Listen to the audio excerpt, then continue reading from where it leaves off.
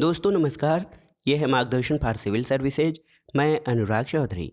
दोस्तों, राजनीति विज्ञान के महत्वपूर्ण प्रश्नों की श्रृंखला का ये 25वां भाग है। इसमें हम अंतर्राष्ट्रीय संस्थाएं और संगठन से संबंधित महत्वपूर्ण वीडियो का दूसरा भाग देख रहे हैं। दोस्तों, ये video government degree college, government inter college, TGT, PGT, net, JRF, राजनीति विज्ञान आदि परीक्षाओं के लिए बहुत ही महत्वपूर्ण है। तो आइए शुरू करते हैं आज का वीडियो।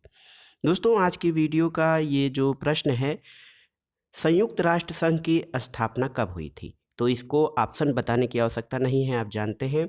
24 अक्टूबर 1945 को संयुक्त राष्ट्र संघ की स्थापना हुई थी। अगला प्रश्न है, संयुक्त राष्ट्र संघ कब स्थापित हुआ था? तो वही प्रश्न है हूबहू 24 अक्टूबर 1945। और देखिए, एक बहुत ही महत्वपूर्ण प्रश्न है, ये आपके सामान्य ज्ञान और सामान्य अध्ययन के लिए भी बहुत महत्वपूर्ण है। यूएनओ का मुख्यालय कहाँ है? तो ये है दोस्तों न्यूयॉर्क में। यूएनओ यानी संयुक्त राष्ट्र संघ का मुख्यालय न्यूयॉर्क में स्थित है। और यूएनओ वैश्विक स्तर पर एक ऐसी संस्था है जो अपने विभिन्न अंगों के द्वारा अंतर्राष्ट्रीय शांति, सुरक्षा, मानवाधिकार की रक्षा और न्याय प्राप्ति के दायित्वों के निर्वहन का प्रयास करती है। अगला प्रश्न है दोस्तों, संयुक्त राष्ट्र संघ चार्टर को आधिकारिक रूप से कब लागू किया गया था? ऑप्शन है आपके 20 अगस्त 1945, 24 सितंबर 1945, 24 अक्टूबर 1945 या फिर 10 दिसंबर 1948। तो दोस्तों, सही उत्तर है संयुक्त राष्ट्र संघ के चार्टर को आधिकारिक रूप से लागू किया गया था 24 अक्टूबर 1945 को। और यही तिथि संयुक्त राष्ट्र संघ के स्थापना का भी तिथि है। संयुक्त राष्ट्र संघ की स्थापना कहाँ की गई थी? तो दोस्तों, सैन फ्रांसिस्को सम्मेलन में संयुक्त राष्ट्र संघ की स्थापना की गई थी। तो सही उत्तर है सैन फ्रांसिस्को में संयुक्त राष्ट्र संघ की स्थापना की गई थी। सेम प्रश्न है कि संयुक्त राष्ट्र संघ के चार्टर पर प्रथम बार हस्ताक्षर कहाँ हुई थे? तो सही उत्तर है दोस्तों सैन फ्रांसिस्को। संयुक्त राष्ट्र संघ के चार्टर पर पहली बार सैन फ्रांसिस्को सम्मेलन में हस्ताक्षर किए गए थे। अगला प्रश्न है, पैकेज डील का संबंध किससे है? ऑप्शन देखिए, भारत चीन वार्ता, भारत पाकिस्तान वार्ता, संयुक्त राष्ट्र संघ की सदस्यता या फिर कॉमनवेल्थ की सदस्यता। सो सही उत्तर है दोस्तों, पैकेज डील का संबंध संयुक्त राष्ट्र संघ की सदस्यता से था। अगला प्रश्न है, संयुक्त राष्ट्र का कौन सा अंग 1994 से कार्यशील नहीं है? देखिए, ऑप्शन है आपके आर्थिक और सामाजिक परिषद, सचिवालय, महासभा और न्यास परिषद। तो सही उत्तर है दोस्तों संयुक्त राष्ट्र संघ का जो न्यास परिषद है ये 1994 से कार्यशील नहीं है। और न्यासी परिषद जो है संयुक्त राष्ट्र संघ का महत्वपूर्ण अंग है, जो न्यास क्षेत्रों की सरकार का पर्यवेक्षण करने, उन्हें स्वशासन या स्वतंत्रता प्रदान करने में समर्थ बनाने के लिए निर्मित की गई थी। और 1994 में अंतिम न्यासी क्षेत्र पलाऊ के स्वतंत्रता प्राप्त कर लेने के बाद न्यास परिषद का परिचालन समाप्त कर दिया गया है। अगला प्रश्न है दोस्तों, संयुक्त राष्ट्र संघ के महामंत्री का कार्यकाल कितने वर्षों का होता है? ऑप्शन देखिए, 4 वर्ष, 5 वर्ष, 10 वर्ष या फिर 12 वर्ष। तो सही उत्तर है दोस्तों 5 वर्ष। संयुक्त राष्ट्र संघ के महामंत्री या महासचिव का जो कार्यकाल होता है वो 5 वर्ष होता है।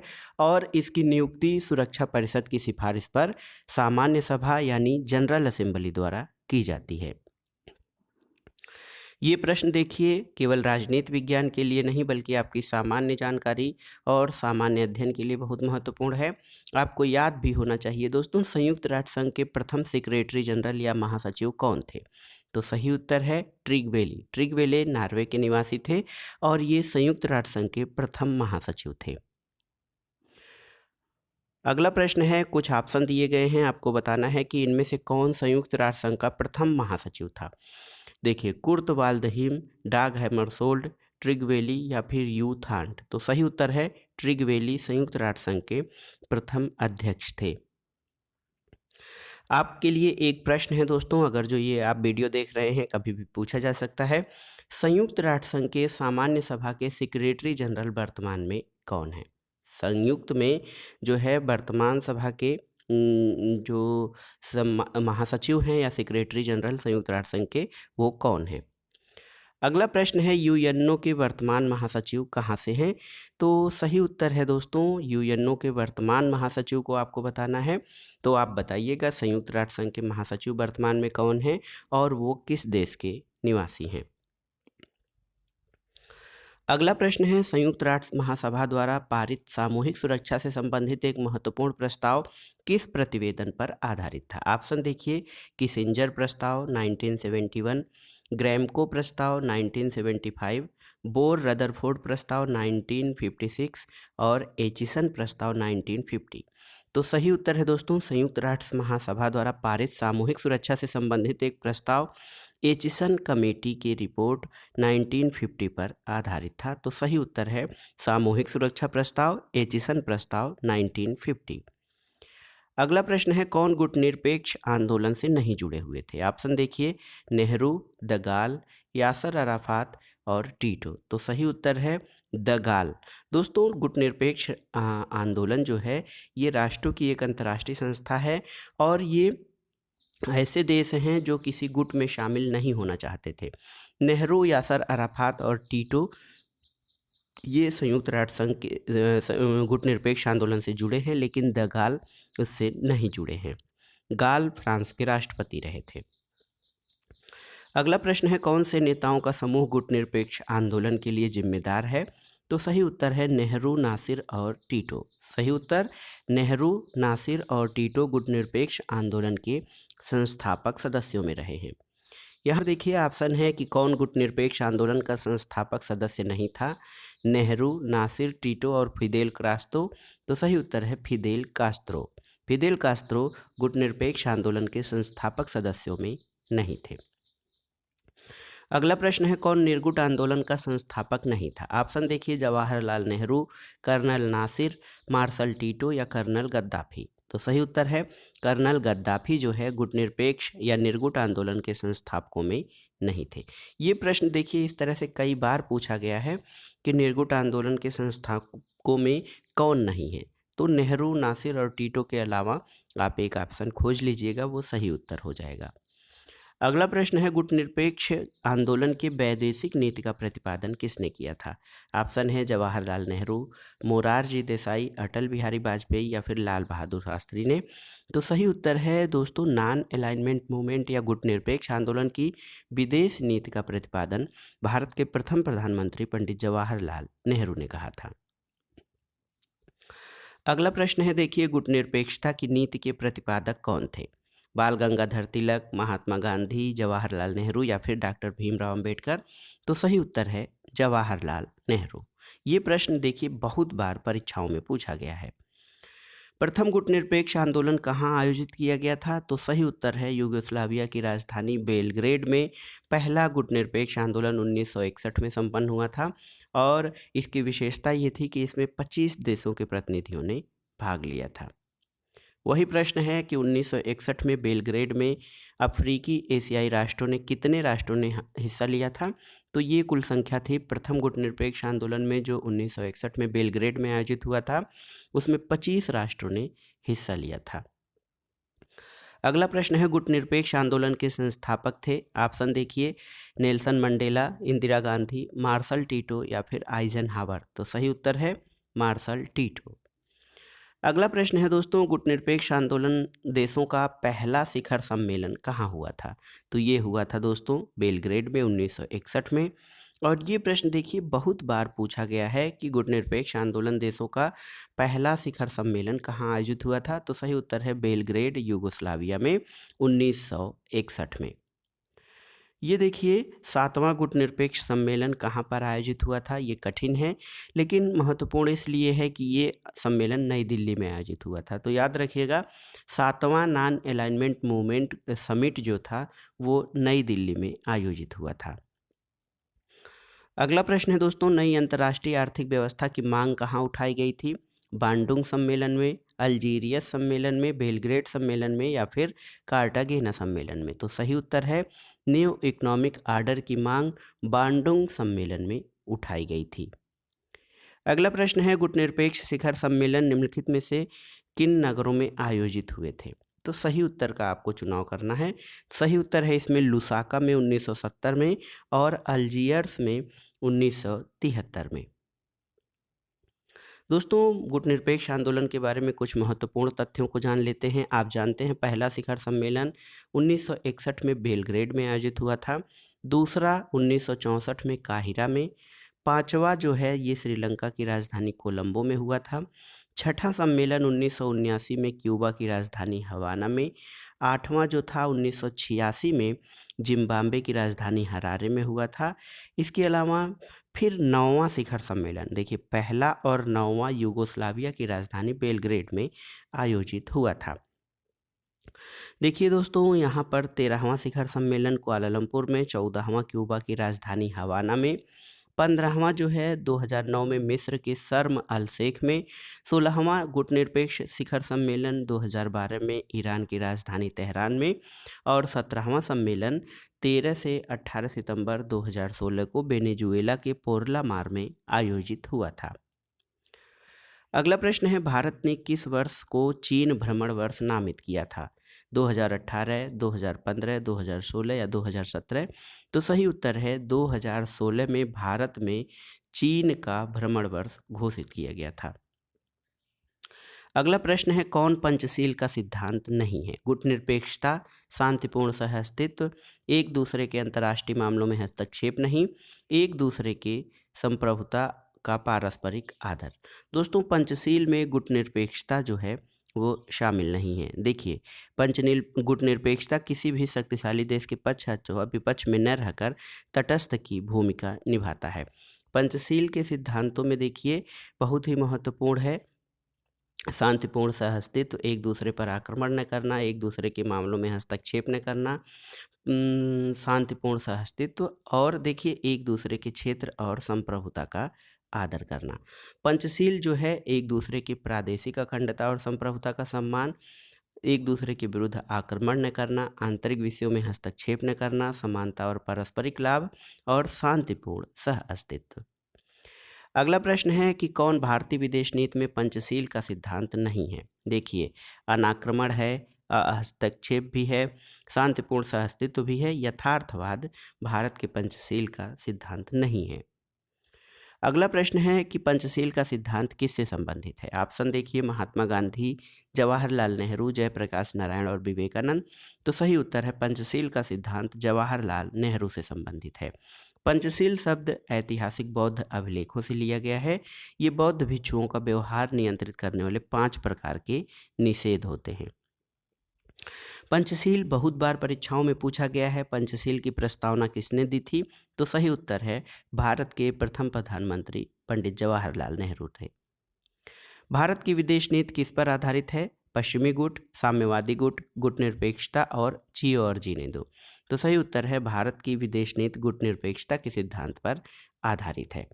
ये प्रश्न देखिए कई बार पूछा गया है। भारत की विदेश नीति किस पर आधारित है? शक्ति संतुलन पर, असंलग्नता पर, सैन्य संलग्नता और आवश्यकता आधारित उपागम पर। तो सही उत्तर है असंलग्नता या गुटनिरपेक्षता पर भारत की विदेश नीति आधारित है।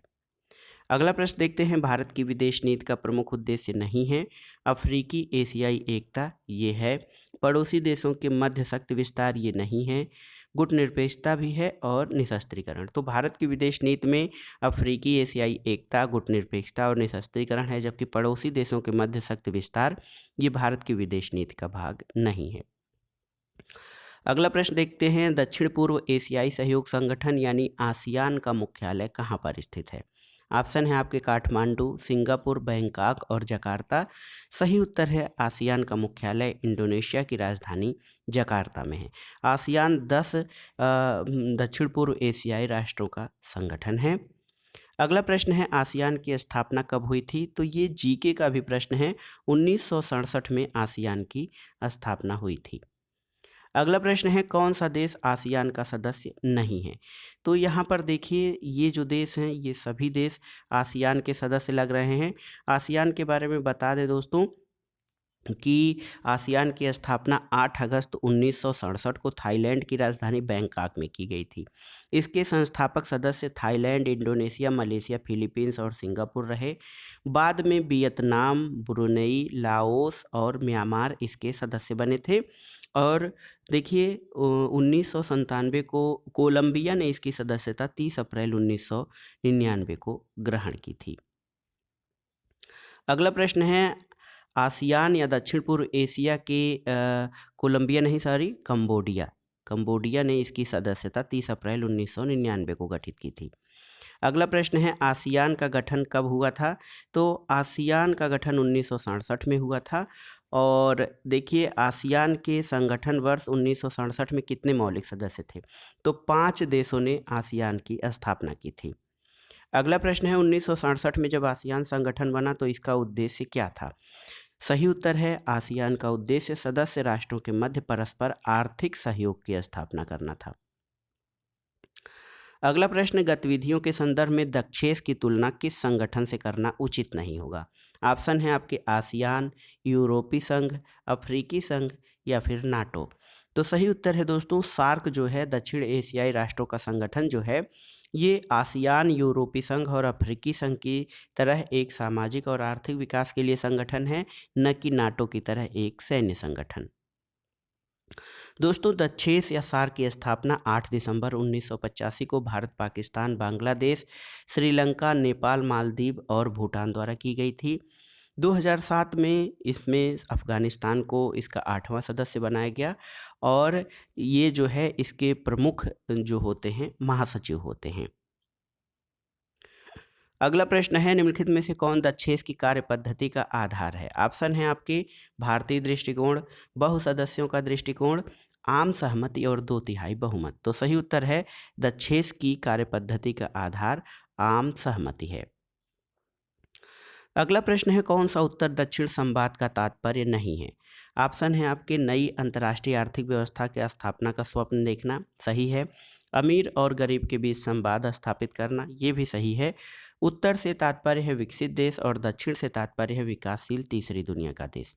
और चौथा है विश्व व्यापार संगठन की स्थापना करना, तो ये उत्तर दक्षिण संवाद का तात्पर्य नहीं है।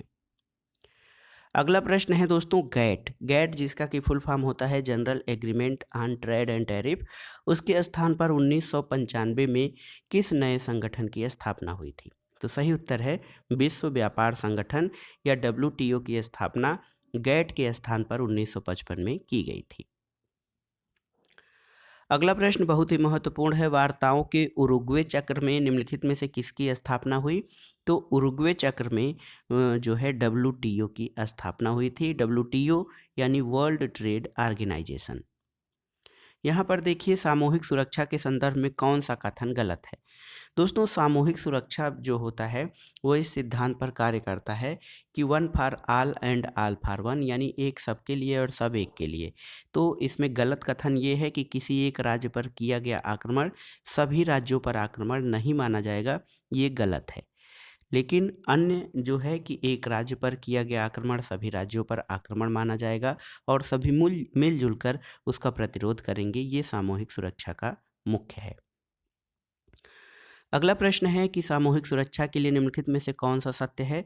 सभी राष्ट्र आक्रमणकारी को पहचानते हैं, सही है। आक्रमणकारी की शक्ति राष्ट्रों की सामूहिक शक्ति से अधिक होती है, गलत है। सब एक के लिए और एक सबके लिए और सब एक के लिए, तो 1 और 3 जो हैं वो सामूहिक सुरक्षा या कलेक्टिव सिक्योरिटी के बारे में सही है। अगला प्रश्न है दोस्तों, सामूहिक सुरक्षा की वर्तमान व्यवस्था के संदर्भ में किस सम्मेलन का अत्यधिक महत्व है? तो सही उत्तर है सामूहिक सुरक्षा के बारे में सैन फ्रांसिस्को सम्मेलन 1945 का अत्यधिक महत्व है। यूरोपियन यूनियन में कुल कितने सदस्य देश हैं? तो सही उत्तर है दोस्तों, यूरोपियन यूनियन में 25 सदस्य देश हैं।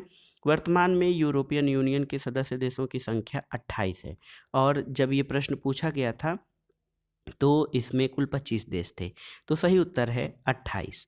दोस्तों, 28 जो हैं यूरोपियन यूनियन के कुल सदस्य देश हैं।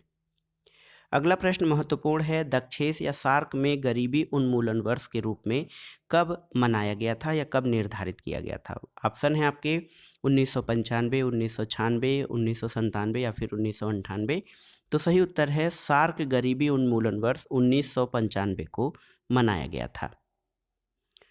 अगला प्रश्न है सार्क या दक्षेस क्या है? आर्थिक संगठन, सामाजिक संगठन, सैनिक संगठन या उपर्युक्त में से कोई नहीं। दोस्तों, यदि ऑप्शंस की बात करें तो इसके चार्टर में ये कहा गया है कि ये संगठन दक्षिण एशियाई क्षेत्र के लोगों के कल्याण और शांति को जो है कल्याण और शांति के लिए प्रयास करेगा। तो इसमें एक प्रकार से देखा जाए तो कोई भी ऑप्शन फिट नहीं बैठता है। अगला प्रश्न है सार्क के सदस्य देशों की संख्या वर्तमान में कितनी है? तो ये सदस्य देशों की संख्या 8 है। 8 दिसंबर 1985 को इसकी स्थापना हुई थी। पहले तो इसमें 7 सदस्य देश थे, लेकिन अप्रैल 2007 में अफगानिस्तान को इसमें शामिल करके 8वां सदस्य देश बनाया गया।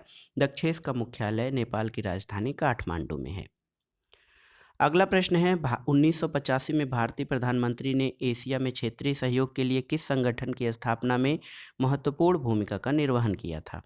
सही उत्तर है दक्षिण एशियाई क्षेत्रीय सहयोग संगठन। दक्षिण एशियाई क्षेत्रीय सहयोग संगठन की स्थापना में भारतीय प्रधानमंत्री ने महत्वपूर्ण योगदान दिया था। अगला प्रश्न बहुत ही महत्वपूर्ण है, सामान्य सा प्रश्न है। सार्क या दक्षेस को कब औपचारिक तौर पर स्थापित किया गया था? तो सही उत्तर है दिसंबर 1985 में। दिसंबर 1985 में सार्क को औपचारिक तौर पर स्थापित किया गया था।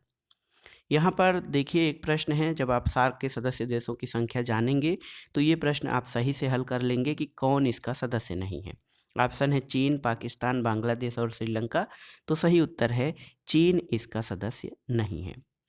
अगला प्रश्न बहुत बार पूछा है, सार्क का मुख्यालय कहाँ है? तो सही उत्तर है काठमांडू में दक्षेस का मुख्यालय है। सार्क दिवस कब मनाया जाता है? देखिए बहुत ही महत्वपूर्ण है। शार्क मतलब वो समुद्री मछली से संबंधित नहीं है, ये सार्क अपना दक्षिण एशियाई राष्ट्रों के संगठन से है। सार्क दिवस किस तिथि को मनाया जाता है? तो सही उत्तर है 8 दिसंबर। इसकी स्थापना तिथि 7-8 दिसंबर 1985 को सार्क दिवस के रूप में मनाया जाता है। यहाँ पर फिर वही प्रश्न कि कौन सा देश सार्क का सदस्य नहीं है? तो देखिए यहाँ पर जब ये प्रश्न पूछा गया था उसमें भूटान, मालदीव, अफगानिस्तान और पाकिस्तान, उस समय अफगानिस्तान इसका सदस्य नहीं था, लेकिन 2007 में अफगानिस्तान भी इसका सदस्य बन गया है। अगला प्रश्न है दोस्तों, दक्षिण एशियाई क्षेत्रीय सहयोग संगठन दक्षेस में कुल कितने सदस्य हैं? तो सही उत्तर है 8। अगर जो ये प्रश्न पूछता कि दक्षिण एशियाई देशों के सहयोग संगठन में मूल सदस्यों की संख्या कितनी है, तो मूल सदस्य 7 थे, लेकिन अफगानिस्तान को बाद में इसमें जोड़ा गया है। अगला प्रश्न है सार्क के कितने सदस्य और प्रेक्षक देश हैं? तो सही उत्तर है 8 सदस्य हैं और 9 प्रेक्षक हैं। प्रेक्षकों में ऑस्ट्रेलिया, चीन, European union, Iran, Japan, Korea, Myanmar, USA और मॉरिशस शामिल हैं। अगला प्रश्न है सार्क समूह के 8वें सदस्य के रूप में अफगानिस्तान को किस सम्मेलन में शामिल किया गया था? तो दोस्तों ये था 14वां शिखर सम्मेलन 2007 जो नई दिल्ली में आयोजित हुआ था। वहाँ पर औपचारिक रूप से अफगानिस्तान को सार्क के 8वें सदस्य के रूप में शामिल किया गया था। एक प्रश्न पुराना प्रश्न है, सार्क का 15वां शिखर सम्मेलन 2008 में कोलंबो में संपन्न हुआ था। इसकी विषय वस्तु क्या थी? तो सही उत्तर है भागीदारी के माध्यम से विकास। तो ये 15वें शिखर सम्मेलन का मुख्य उद्देश्य था, विषय था पार्टनरशिप फॉर आवर पीपल। अगला प्रश्न है जिन देशों को दक्षेस द्वारा ऑब्जर्वर का दर्जा दिया गया है। तो वर्तमान में 9 देशों को दक्षेस द्वारा ऑब्जर्वर या पर्यवेक्षक का दर्जा दिया गया है। इनमें ऑस्ट्रेलिया, चीन, European union, Iran, Japan, Korea, Myanmar, USA और मॉरिशस हैं। तो इसमें सही ऑप्शन हो जाएगा चीन और ऑस्ट्रेलिया। ये जो है दक्षेस के ऑब्जर्वर या पर्यवेक्षक देशों में शामिल हैं। अगला प्रश्न है विदेश नीति का निर्धारक तत्व क्या नहीं है? सामाजिक न्याय, सैन्य शक्ति, औद्योगिक क्षमता या फिर नेतृत्व। तो सही उत्तर है सोशल जस्टिस या सामाजिक न्याय विदेश नीति का निर्धारक तत्व नहीं है, जबकि सैन्य शक्ति, औद्योगिक क्षमता, इतिहास, भूगोल, सामाजिक और राजनीतिक परिस्थितियां ये सभी विदेश नीति के निर्धारक होते हैं। अगला प्रश्न है विदेश नीति के निर्धारक तत्व निम्नलिखित में से क्या हैं? ऑप्शन है आपके राष्ट्रीय शक्ति, राष्ट्रीय हित, राष्ट्रीय सुरक्षा या उपर्युक्त सभी। तो सही उत्तर है ये सभी जो हैं विदेश नीति के निर्धारक तत्वों में शामिल होते हैं। अगला प्रश्न है दोस्तों, बिम्स्टेक का दूसरा शिखर सम्मेलन। बिम्स्टेक का मतलब है Bay of Bengal initiative for multi sectoral technical and economic cooperation. ये एक अंतर्राष्ट्रीय संगठन है और बिम्स्टेक जो है दक्षिण एशिया और दक्षिण पूर्व एशिया के देशों में इसमें शामिल हैं। तो प्रश्न है कि बिम्स्टेक का दूसरा शिखर सम्मेलन नवंबर 2008 में कहाँ आयोजित किया गया था? तो ये नई दिल्ली में आयोजित किया गया था। अगला प्रश्न है, मानवाधिकारों की सार्वदेशिक घोषणा कब की गई थी? तो सही उत्तर है दिसंबर 1948 और इसी आधार पर 10 दिसंबर को विश्व मानवाधिकार दिवस भी मनाया जाता है। अगला प्रश्न है दोस्तों, संयुक्त राष्ट्र संघ के किस अंग ने 10 दिसंबर 1948 को मानवाधिकारों की विश्वव्यापी घोषणा को अंगीकृत किया था? तो सही उत्तर है महासभा द्वारा। महासभा द्वारा 10 दिसंबर 1948 को ह्यूमन राइट्स की जो यूनिवर्सल डिक्लेरेशन है उसको अंगीकृत किया गया था। अगला प्रश्न है कि 10 दिसंबर 1948 को मानवाधिकारों की विश्वव्यापी घोषणा में कुल कितने अनुच्छेद थे? तो आपको याद रखने की जरूरत है 30 अनुच्छेद थे मानवाधिकारों की विश्वव्यापी घोषणा में। ये प्रश्न बहुत ही महत्वपूर्ण है। अंतर्राष्ट्रीय मानवाधिकार दिवस कब मनाया जाता है? ये है 10 दिसंबर। प्रतिवर्ष 10 दिसंबर को विश्व या अंतर्राष्ट्रीय मानवाधिकार दिवस मनाया जाता है। अगला प्रश्न है दोस्तों, मानवाधिकार पर पहला विश्व सम्मेलन कहाँ हुआ था? ऑप्शन है सेनेगल, नई दिल्ली, वियना या फिर कोस्टा रिका में सेंट जोन्स में।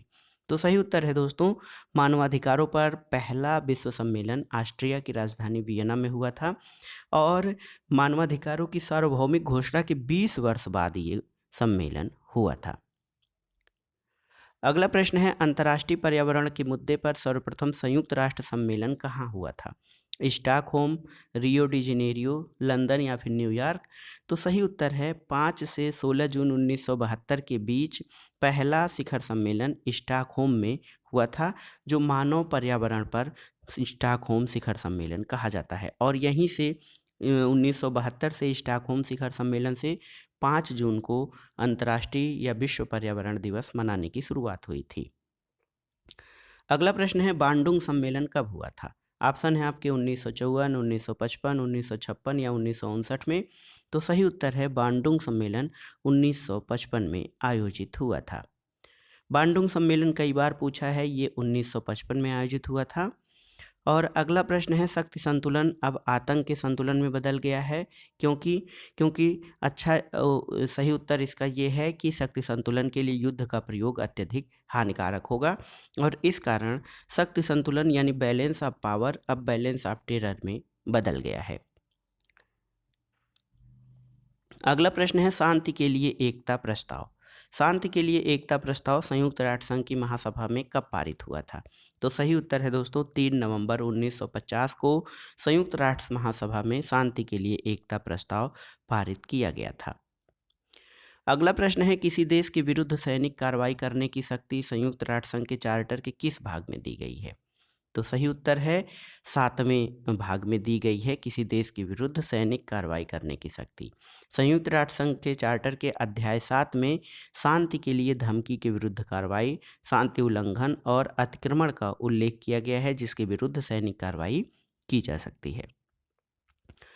अगला प्रश्न है, किस संधि से यूरोपियन यूनियन के सदस्य देशों ने एक समान मुद्रा पर सहमति दी थी? तो ऑप्शन है पेरिस संधि, एम्स्टर्डम संधि, मैस्ट्रिच संधि या फिर नाइस संधि। तो सही उत्तर है यूरोपियन यूनियन के सदस्यों ने मैस्ट्रिच संधि के बाद एक समान मुद्रा यूरो पर सहमति दी थी। इसका नाम दोस्तों यूरो मुद्रा रखा गया और 16 दिसंबर 1995 को इसको स्वीकार किया गया था। अगला प्रश्न है, भारत में निम्नलिखित किस संधि पर हस्ताक्षर किया है? CTBT, NPT, ICCRPP या फिर कोई नहीं। तो सही उत्तर है भारत ने परमाणु परीक्षण संबंधों से संबंधित किसी भी संधि पर हस्ताक्षर नहीं किया है। अगला प्रश्न है, भारत की विदेश नीति की मुख्य विशेषता क्या है? शांति की नीति, शांतिप्रिय साधनों की नीति, पंचशील और उपर्युक्त सभी। तो सही उत्तर है ये भारत की नीति के सभी विशेषताएं हैं। अगला प्रश्न है दोस्तों, राष्ट्रीय हित विदेश नीति का क्या होता है? ऑप्शन देखिए, सारभूत तत्व, मुख्य घटक, निर्धारक तत्व और उपर्युक्त में से कोई नहीं। तो सही उत्तर है जो नेशनल इंटरेस्ट होता है, ये विदेश नीति का निर्धारक तत्व होता है, क्योंकि कोई भी राष्ट्र अपनी विदेश नीति का निर्धारण राष्ट्रीय हितों के आधार पर ही करता है। अगला प्रश्न है, भारत में विदेश नीति का गुजराल सिद्धांत किस वर्ष में अस्तित्व में आया था? ऑप्शन है आपके 1996, 1997, 1998 या 1999। तो सही उत्तर है 1996 में गुजराल सिद्धांत आया था। और प्रधानमंत्री जो हमारे प्रधानमंत्री रहे गुजराल, इंद्र कुमार गुजराल, तो ये विदेश मंत्री जब 1996 में थे तो उन्होंने ये स्पष्ट किया था कि भारत दक्षिण एशिया का सबसे बड़ा देश है, इसलिए भारत को उपमहाद्वीप के पड़ोसी देशों की स्वेच्छा से कुछ एक तरफा रियायतें देनी चाहिए। अगला प्रश्न है, एनपीटी यानी न्यूक्लियर नॉन प्रोलिफरेशन ट्रीटी और सीटीबीटी यानी कंप्रिहेंसिव टेस्ट बैन ट्रीटी पर भारत की क्या स्थिति है?